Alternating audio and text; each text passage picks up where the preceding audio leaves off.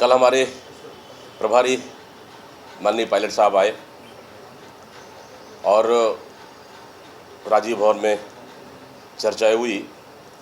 जो फर्स्ट और सेकंड चरण चुनाव के बाद जो शेष एक चरण हमारा तीसरा चरण, उसके लिए रणनीति तय की गई है ताकि 7 लोकसभा सीट में हम लोग और बेहतर तरीके से लड़ सके और जनता तक पहुंच सके और मजबूती प्रदान कर सके ताकि 7 लोकसभा सीट भी हम लोग जीत सके। इसलिए हम लोगों ने एक प्रभारी जी के साथ रणनीति तय कर ली। जो फर्स्ट चरण और सेकंड चरण का चुनाव हुआ है, ऐतिहासिक चुनाव है और मतदाताओं ने घर से बाहर निकलकर सरकार की बदलाव के लिए वोट किया है। साथ ही नई सरकार बनाने के लिए वोट किया है। इससे चारों सीटों पर कांग्रेस जीत रही है और आने वाला तीसरा चरण में भी कांग्रेस बेहतर प्रदर्शन करेगी। मैं प्रदेश की जनता को बहुत बहुत बधाई, शुभकामनाएं।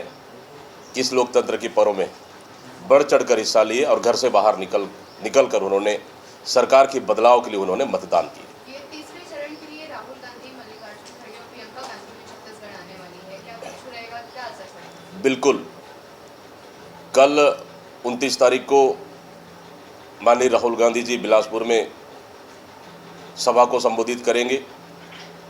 30 तारीख को माननीय खड़गे जी जांजगीर चांपा में सभा को संबोधित करेंगे और संभवतः लगभग 2 तारीख को कोरबा में माननीय प्रियंका गांधी जी सभा को संबोधित करेंगे। इस तरह से तीसरा चरण की तैयारी के लिए हमारे स्टार प्रचारकों की लगभग कार्यक्रम तय हो चुका है और हमारे कांग्रेस की ओर से भी तैयारियां लगभग चल रही है।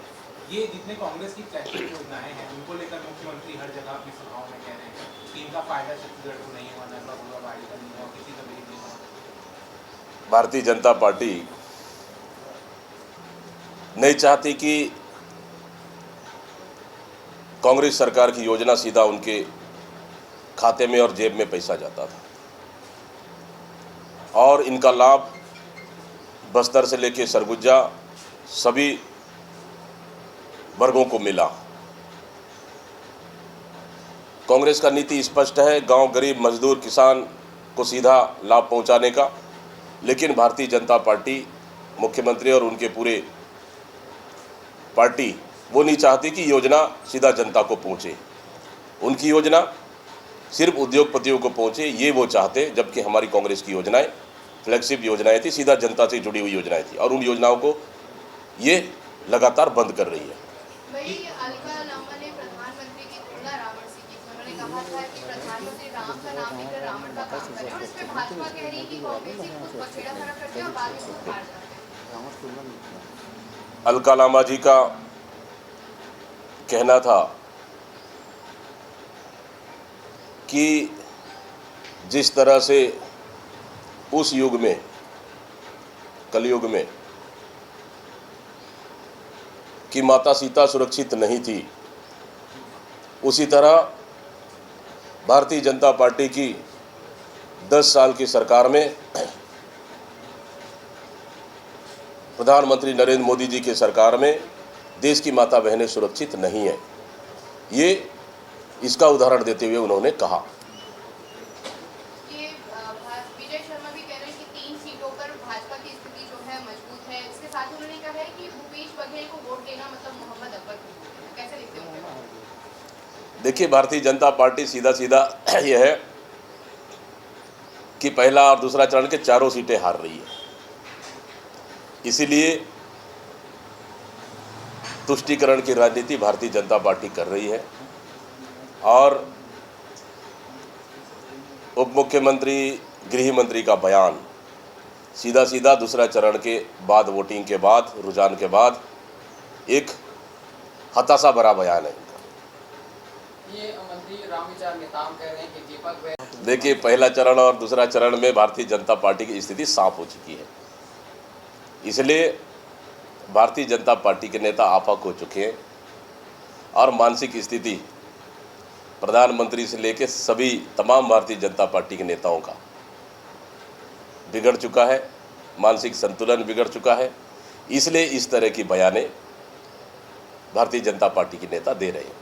ये इसके अलावा जितने भी चुनाव प्रचार हो रहे हैं उसमें बार बार भाजपा की तरफ से ये घोटालों का जिक्र किया जा रहा है, महादेव सट्टा है, इन जैसे ज्वलन चीज़ों को लाया जा रहा है, इससे क्या फायदा होगा? देखिए, ये सिर्फ चुनाव समय ही भारतीय जनता पार्टी को याद आता है। अगर महादेव सट्टा अगर घोटाला है तो महादेव सट्टा सरकार ने बंद क्यों नहीं की? मैं पूछना चाहता हूँ इस सरकार से, क्या महादेव सट्टा से भारतीय जनता पार्टी को कहीं चुनावी चंदा तो नहीं आ रहा है? आखिर बंद क्यों नहीं की? हिम्मत है तो बंद करें महादेव सट्टा चुनावी लाभ के लिए दूसरों के ऊपर आरोप लगाना, ये भारतीय जनता पार्टी से सीखना चाहिए। दूसरे चरण का चुनाव हुआ, उसके बाद प्रधानमंत्री नरेंद्र मोदी ने मुख्यमंत्री को फोन किया, तो क्या लगता है बार बार अपडेट किया जा रहा है यहाँ के सीटों के बारे में प्रधानमंत्री जी के द्वारा? सीधा सीधा इस समय छत्तीसगढ़ के 11 सीटों में कांग्रेस पार्टी भारतीय जनता पार्टी से ज़्यादा सीटें जीत कर आ रही है। भारतीय जनता पार्टी पूरी तरह से प्रदेश से लेकर केंद्रीय नेतृत्व डर चुकी है। इसलिए प्रधानमंत्री आके छत्तीसगढ़ जैसे राज्य में उनको रुकना पड़ रहा है और लगातार फीडबैक लेने का मतलब यही है कि भारतीय जनता पार्टी छत्तीसगढ़ में हार मान चुकी है। महादेव सट्टा को लेकर ये शाहिद खान को गिरफ्तार किया गया है, एक्टर है। देखिए, गिरफ्तारी तो हमारी सरकार में भी कई गिरफ्तारियां हुई है, कई कार्रवाई हुई है। FIR और गिरफ्तारियां हमारी सरकार रहते सबसे ज़्यादा हुई है। लेकिन भारतीय जनता पार्टी ये सिर्फ चुनावी लाभ के लिए कभी महादेव सट्टा का नाम लेना, कभी और किसी का नाम लेना, ये सिर्फ चुनावी लाभ लेने के लिए इस तरह का बयानबाजी कर रही है। भाई, उनके पास सरकार है, सब चीज़ें कार्रवाई क्यों नहीं करती? महादेव बंद क्यों नहीं करती? कर देना चाहिए।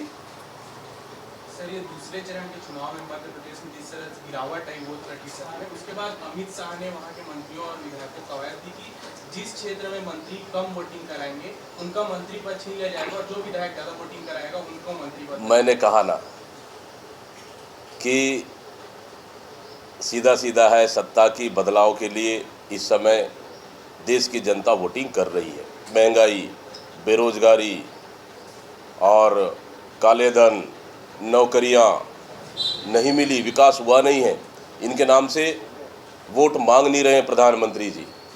इसलिए सीधा सीधा सत्ता की बदलाव के लिए वोटिंग हो रही है। भारतीय जनता पार्टी पूरी तरह से डरी हुई है। इसलिए अमित शाह जी का बयान, इस तरह का बयान अमित शाह जी का आ रहा है। दंतेवाड़ा में कल पूर्व जनपद सदस्य कांग्रेस नेता जोगा पुड़ियामी की हत्या हुई है। उसकी हम निंदा करते हैं, दुखद घटना है।